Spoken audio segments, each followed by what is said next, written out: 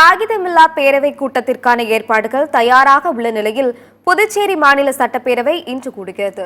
சட்டமன்ற வரலாற்றில் முதல் முறையாக காகிதமில்லா சட்டமன்றமாக புதுச்சேரி சட்டப்பேரவை இன்று முதல் செயல்பட உள்ளது. புதுவை மாநில சட்டப்பேரவையில் காகிதமில்லாத பேரவை கூட்டங்களை நடத்தும் வகையில் 34 கையடக்க கணினிகள் அமைக்கப்பட்டுள்ளன. சட்டப்பேரவையில் உறுப்பினர்களின் கேள்வி பதில்களும் கணினி மூலம் பதிவு செய்யப்பட உள்ளன. கணினி இயக்க முறையை கண்காணிப்பதற்கு கட்டுப்பாட்டு அறையும் அமைக்கப்பட்டுள்ளதாக சபாநாயகர் செல்வம் தெரிவித்துள்ளார். மத்திய அரசானது காகிதமில்லா சட்டப்பேரவையாக புதுச்சேரி தேர்ந்தெடுத்து அதற்காக ரூபாய் 8,06,00,000 முழுமையான மானியத்துடன் கூடிய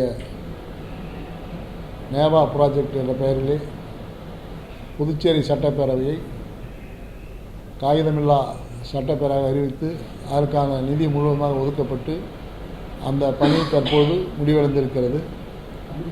அது பரிசாத்த முறையிலே நாளைக்கு சோதனை ஓட்டம் நடைபெற இருக்கிறது.